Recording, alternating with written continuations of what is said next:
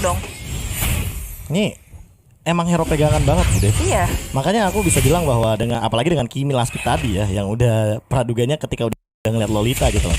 Ini bisa dibilang bakal bener-bener zoning out banget, poking banget, dan sama halnya kayak Popol Kupa, dia bakal coba untuk kendalin rotasinya. Cuma Defrost mungkin akan memiliki rotasi yang berbeda kali ini. Dia bakal nempelin taronya kayaknya Di area bawah, tapi Cincau udah nyiksa Taro di area bottom lane. Tinggal sedikit lagi HP yang tersisa. Dan dengan bantuan Earl, sekarang mereka bermain agresif, gak mau digalakin sama Brand Victress. Ini GPX Galax, bos. Maju ke area depan, Defrostnya juga diusir mundur. Orange buff milik Brand Victress akan sangat terganggu. Lexa datang dan flickernya udah digunakan. Berusaha sekuat tenaga untuk mempertahankan orange buff dari Brand Victress. Iya, sementara kali ini dari Orange-nya bakal terreset begitu saja. Nggak punya kesempatan dari Ashe tentunya untuk mengamankan Orange buff, tapi masih ada pressure yang diberikan oleh GPX Bastreng kali ini. Pokoknya bener-bener nggak mau kasih kesempatan ke arah Ashe kali ini. Masih coba dijaga oleh Earl dan juga Defrost pun mau nggak mau harus nge-cover nih Bude. Karena Thunder First Blood jatuh ke tangan teman-teman dari GPX Bastreng. Sementara Ashe masih bener-bener diharas habis-habisan pokoknya kali ini, dan diamankan tentunya oleh Sky. Bakal coba dikejar Ashe-nya dan masih bisa di cover oleh Defrost yang datang dengan tepat waktu. Nice retribution, tapi energi transformasi di area samping juga Cincau mengusir mundur Brand Victress. Ini kerugian besar banget untuk Brand. Mereka nahan begitu lama di area jungle dan mereka pun masih nggak bisa ngedapetin orange buff-nya. Inilah dia permainan Galax, permainan nabrak dari GPX Bastreng yang bikin kerugian banyak banget ya. karena namanya GPX jadi Galax ya. Iya, Galax ya. Galax, GPX Galax. GPX Galax. Dan ini udah mulai bangun nih kayaknya nih ya di game kedua. Dan kali ini Turtle yang akan diamankan terlebih dahulu tanpa adanya kontes yang bisa dilakukan oleh Brand. Sementara Ashe masih diganggu juga. Kali ini Purple Buff yang akan menjadi target, tapi Chris udah mulai maju dengan area Demonic Force. Ditabrak balik sama Funi. Falling Star Moonnya on point, tapi Chris masih mencoba untuk meloncat. Apakah itu keputusan yang bijak dari Chris? Mencoba untuk mengejar ke arah Sky, tapi Funi masih bisa untuk membackup. Earl langsung flicker dan bakal dipentung kepalanya Chris. Dan masih ada Guardian Bulwark juga. Ditahan semua range, tapi ternyata Earl harus tumbang di tangan seorang Lexa. Ya, tapi pertukarannya cuan ke GPX Bastreng banget sih. Iya. Cincau tuh lihat. Aku tempel kamu deh. Tapi ternyata ini Itu baru adil. Mountain Shocker-nya. Bukan, karena akhirnya Ashe-nya yang dapetin poin kill-nya. Tadi aku setuju sama Bude. Itu rugi banget dari teman-teman Brand Victress. Kenapa? Karena yang dapetin poin kill-nya juga Lexa kan. Iya. Fokusnya ke sana. Dan sekarang Earl-nya yang dapetin 2 poin kill. Jadi GPX Bastreng harus memperhatikan juga nih siapa yang bakal jadi eksekutornya untuk saat ini. Walaupun dapetin poin kill dan bahkan shutdown, itu jangan sampai poin gold pecahnya itu ke Lolita. Karena apa? Karena bakal percuma. Dia kan harus yang paling bawah sebagai roamer dari segi goldnya. Dia harus kasih goldnya ke ini damage dealernya ya Be ya. Tapi itu kan tadi eksekusi yang emang benar-benar tidak akan bisa Mepet dilakukan ya. lagi. Mepet bener-bener harus dilakukan saat itu atau nanti bakal rugi. November Blast. Di cancel ternyata dari Holy Baptism dari Defrost kali ini. Bakal coba ditonjok-tonjok aja sama Sky dengan ada Heavy Life Punch dan juga Jet. Dan Defrost mau nggak mau dipaksa mundur kali ini Ashe.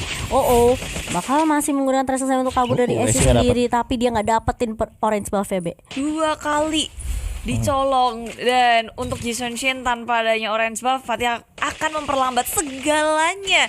Dan memasuki menit keempat sekarang berbeda banget dari game yang pertama. Mereka bisa mengambil alih kontrol kendalinya. Di area bawah akan difokuskan. Apalagi Cincau mirip-mirip kayak ini mainan galak banget dengan adanya Kimi yang punya kekuatan juga cepat untuk nge-meltdown turret, nge-push lane-nya. Jadi bawah emang jadi poros perhatian bagi kedua tim ini ya Be. Iya, di GB lah kalau kata bahasa anak komunitasnya mah. Jadi gold lanernya tuh bener-bener dikasih makan sebanyak mungkin. Dan Cincau dia pun udah level 7 gitu dibandingkan dengan Taro yang ini bisa dibilang berbanding terbalik. Dia bener-bener di super dive banget. Lihat sendirian udah di bawah. Oh lala, Taro yang baru ke level 6 tertangkap. Dia nggak bisa nahan lagi di area bawah. Defrost terlalu terlambat untuk berotasi ke area bawah. Tapi GPX Bastreng nggak mau melanjutkannya. Terlalu sia-sia, mereka memilih untuk balik aja cari objektif yang lain.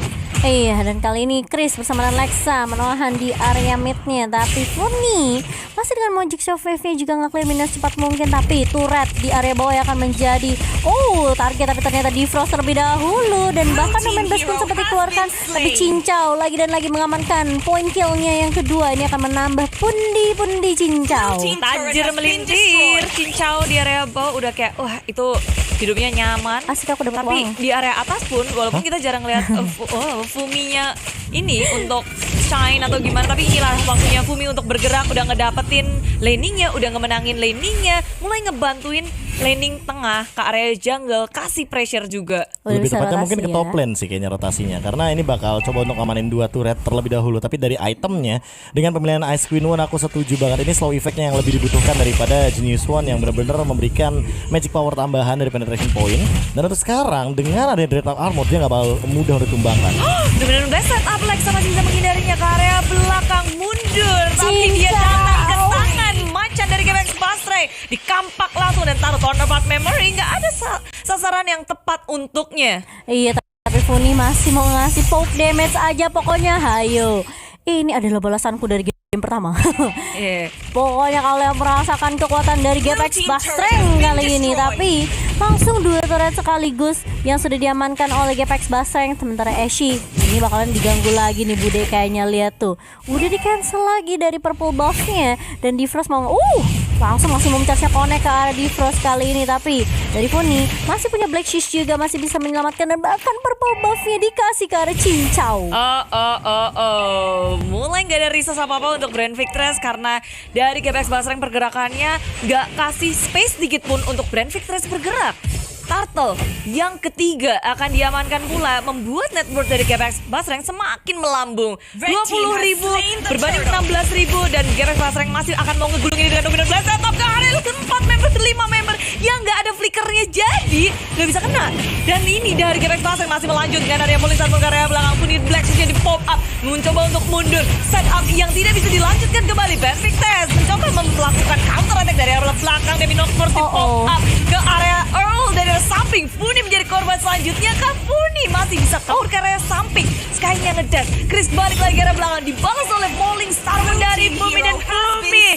Punishment yang baik untuk Chris. Yes, dan bahkan dari Funi dan juga Earl yang masih bisa survive. Tidak ada yang tumbang dari GPX Basreng, malah Chris yang tadi bener-bener wah gelut banget, pokoknya aku mesti dapetin 1. Tapi ternyata dia yang tumbang. Bude Cincau lagi dan lagi 4-0 kali ini. Tidak akan ada yang bisa menghentikanku. Unstoppable. Holy Crystal. Genius One, Ice Queen One, Holy Crystal. Dia nggak langsung ke arah Glowing One untuk memberikan slow effect yang lebih maksimal lagi, tapi Holy Crystal dulu. Lagi winning condition. Damage. Iya, jadi sayang kalau nggak dimaksimalkan. Ya, ini mereka mau ngegulung terus. Dan megang purple buff kininya. ya, purple buff-nya.